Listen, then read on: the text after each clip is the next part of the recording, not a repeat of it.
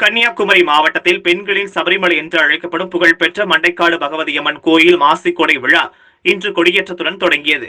கன்னியாகுமரி மாவட்டத்தில் பிரசித்தி பெற்ற ஆலயங்களில் மண்டைக்காடு பகுதியில் அமைந்துள்ள மண்டைக்காடு பகவதியம்மன் ஆலயம் ஒன்று இந்து சமய அறநிலையத்துறை கட்டுப்பாட்டில் இயங்கும்.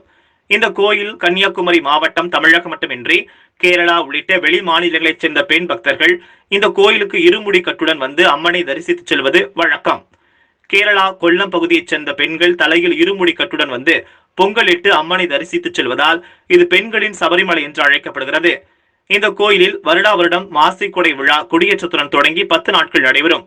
இந்த வருட மாசிக்கொடை விழா இன்று கொடியேற்றத்துடன் துவங்கியது. இதில் தெலுங்கானா ஆளுநர் தமிழிசை சவுந்தரராஜன் கலந்து கொண்டார். முன்னதாக மண்டைக்காடு வருகை தந்த தெலுங்கானா ஆளுநர் தமிழிசை சவுந்தரராஜன், மாவட்ட ஆட்சித்தலைவர் அரவிந்த், மாவட்ட காவல் கண்காணிப்பாளர் பத்ரி நாராயணன் ஆகியோர் சிறப்பான வரவேற்பு அளித்தனர். மண்டைக்காட்டில் நடைபெறும் சமய வகுப்பு மாநாட்டை குத்துவிளக்கேற்றி தொடங்கி வைத்த தெலுங்கானா ஆளுநர் தமிழிசை சவுந்தரராஜன் பின்னர் செய்தியாளர்களிடம் பேசுகையில், நம் நாட்டில் தயாரித்த கொரோனா தடுப்பூசியை நாமே போட்டுக் கொள்கிறோம் என்பது மிகப்பெரிய பெருமை. நம் நாட்டு தடுப்பூசியை 50க்கும் மேற்பட்ட நாடுகள் எதிர்பார்த்து காத்திருப்பது நாட்டுக்கே பெருமை என்றும், கொரோனா நம்மை விட்டு முழுமையாக விலகவில்லை என்றும், அடுத்தடுத்ததாக பொதுமக்களுக்கான தடுப்பூசி வர இருப்பதாகவும், பொதுமக்கள் அதை பயன்படுத்திக் கொள்ள வேண்டும் என்றும் வேண்டுகோள் விடுத்தார். புதுச்சேரியிலிருந்து நான் எப்பொழுதுமே வணங்கும் அன்னை மண்டைக்காடு பகவதி அம்மனை வணங்க வந்திருக்கிறேன். ஒவ்வொரு வருடமும் எவ்வளவு சிரமங்கள் இருந்தாலும் அன்னையின் கொடியேற்றத்துக்கு வந்து விடுவது என்பது எனது விருப்பமாக இருக்கிறது. ஏனென்றால் அன்னை என்னை அழைக்கிறாள். மண்டைக்காடு பகவதி அம்மனின் இந்த விழாவிற்கு அனைவருக்கும் எனது வாழ்த்துக்களை நான் தெரிவித்துக் கொள்கிறேன். இது கொரோனா காலம், அதனால் இன்னும் எல்லாரும் ஜாக்கிரதையாக இருக்கணும்.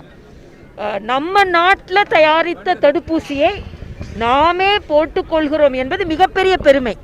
ஏனென்றால் மருத்துவராக இருப்பதனால் சொல்கிறேன், இதற்கு முன்னாலே தடுப்பூசியை வெளிநாடுகளிலிருந்து இறக்குமதி செய்து கொண்டிருந்தோம்.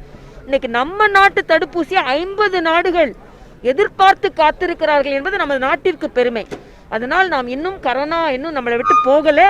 அதனால் எல்லோருமே கொஞ்சம் ஜாக்கிரதையாக இருக்கணும். அடுத்து பொதுமக்களுக்காக போடப்படும் தடுப்பூசி வருகிறது.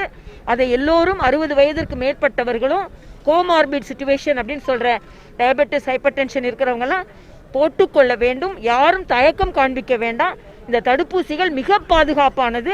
நான் அந்த தடுப்பூசி மையத்திற்கே ஹைதராபாத்துக்கு சென்றிருக்கிறேன். அதனால் அங்கே பாதுகாப்பாக தான் தயாரிக்கிறார்கள். எல்லோரும் அதை எடுத்துக்கொள்ள வேண்டும். அனைவரும் மகிழ்ச்சியாக இருக்க வேண்டும் என்று அன்னையை பிரார்த்திக்கிறேன்.